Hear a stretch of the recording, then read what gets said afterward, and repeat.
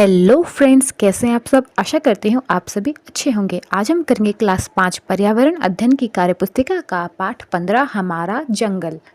तो चलिए कार्यपुस्तिका शुरू करते हैं।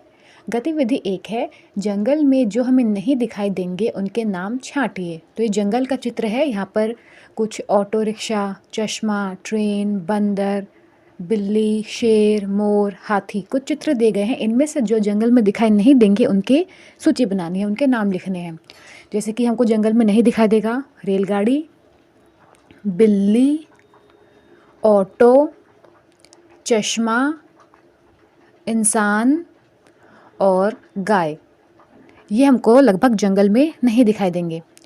चलिए गतिविधि 2 देखते हैं। गतिविधि 2 है, जंगल में पेड़ किन किन कारणों से काटे जाते हैं लिखिए। तो हम कारण लिखेंगे। खेती की ज़मीन को बढ़ाने के लिए, लोगों के लिए घर बनाने के लिए जंगल को काटा जाता है। पलंग, कुर्सी, टेबल आदि फर्नीचर बनाने के लिए भी जंगल को काटा जाता है।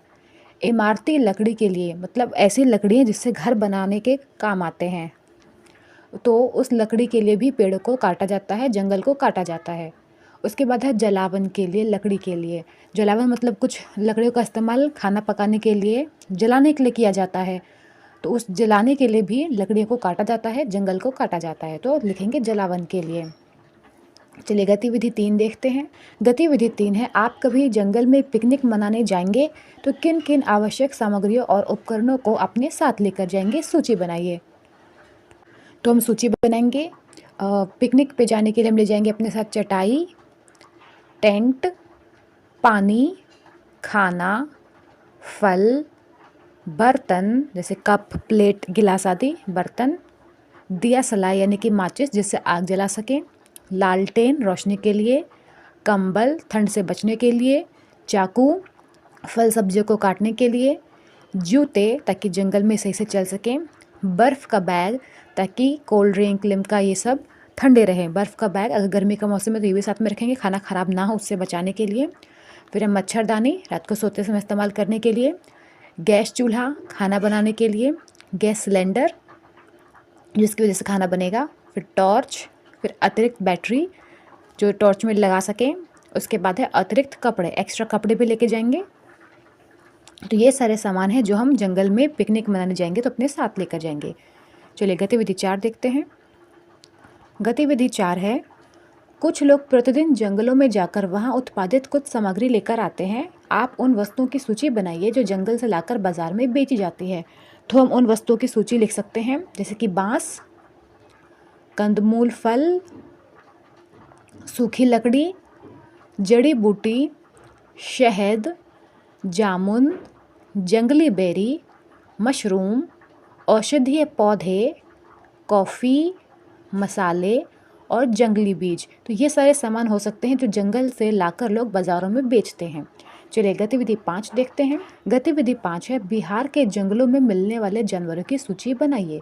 तो जानवर इस प्रकार हो सकते हैं, चीता, हाथी, जंगली सुअर, नीलगाय, बंदर, लंगूर, लकड़बग्गा, मगरमच्छ, लोमड़ी, जंगली भैंस, सियार और भालू।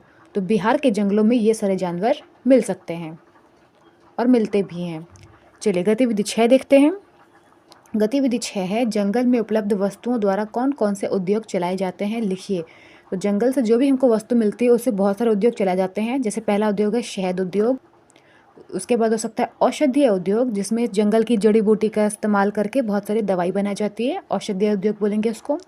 उसके बाद है लकड़ी का उद्योग, जंगल के पेड़ पौधों को काट कर ही लकड़ी का उद्योग, इमारती लकड़ी वगैरह बनाने के लिए किया जाता है। फिर है मशरूम की खेती। उसके बाद चमड़ा उद्योग, जानवरों को मारकर उसके चमड़ों से बहुत सारे सामान बनाए जाते हैं, जैसे चमड़ा उद्योग भी चलता है। फिर है मसाला उद्योग।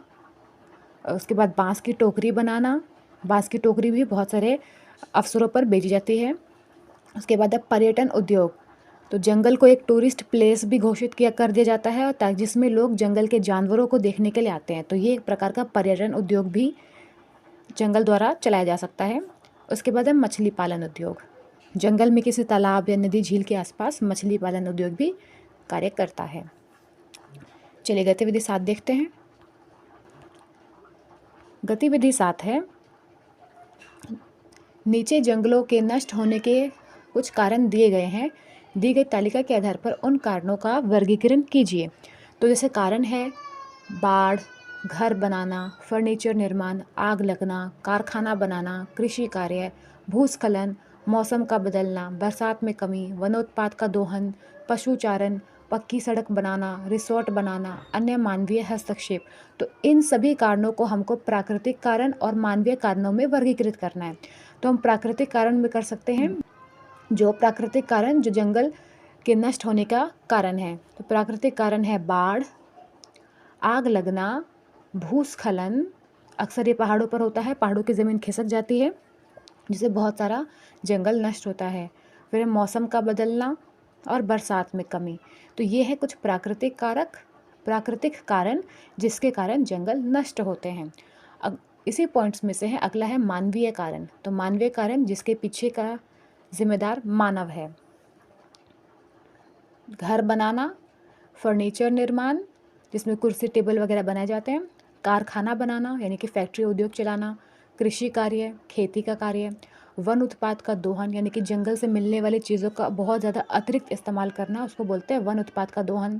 फिर है पशुचारण, पक्की सड़क बनाना, रिजॉर्ट बनाना और अन्य मानवीय हस्तक्षेप। तो ये वो मानवीय कारण है जिसके कारण जंगल नष्ट हो रहे हैं। चलिए गतिविधि 8 देखते हैं। गतिविधि 8 है, पाठ्य पुस्तक को पढ़कर देखिए और लिखिए कि धरहरा गांव की परंपरा विख्यात क्यों है। तो धरहरा गांव की परंपरा के बारे में हम लिख सकते हैं। धरहरा गांव भागलपुर जिले के नवगछिया प्रखंड का एक छोटा सा गांव है। इसकी परंपरा इसलिए विख्यात है क्योंकि इस गांव में जब किसी बेटी का जन्म होता है तो उसके जन्म की खुशी में लगभग 10 पेड़ लगाए जाते हैं, जिससे बेटियों को सम्मान दिया जाता है। और जब बेटियां शादी के लायक हो जाती हैं तो उसी पेड़ों को बेचकर उनसे उनकी शादियों का खर्चा भी निकल सकता है। चलिए गतिविधि 9 देखते हैं।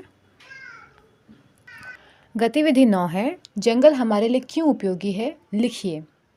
तो हम लिख सकते हैं इस प्रकार।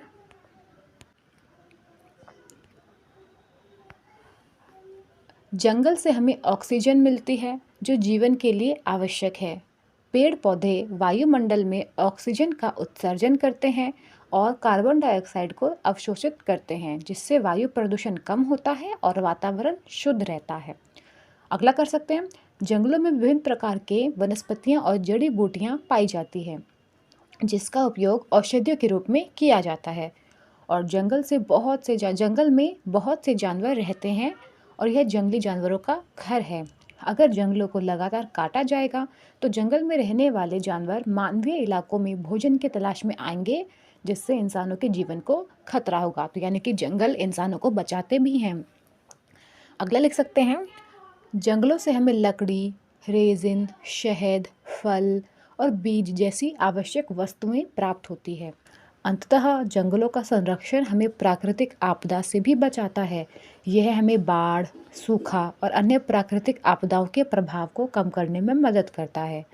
जंगलों के बिना पृथ्वी पर जीवन संभव नहीं हो सकता। इस प्रकार जंगल हमारे लिए अत्यंत उपयोगी है और इन्हें बचाए रखना हमारी जिम्मेदारी है। तो आशा करती हूँ आपको जंगल क्यों उपयोगी है उसके बारे में समझ में आया होगा। और इसी के साथ ये कार्यपुस्तिका यहीं ख़त्म होती है। अगर आपको वीडियो अच्छा लगा तो लाइक, सब्सक्राइब एंड शेयर करें। Thank you.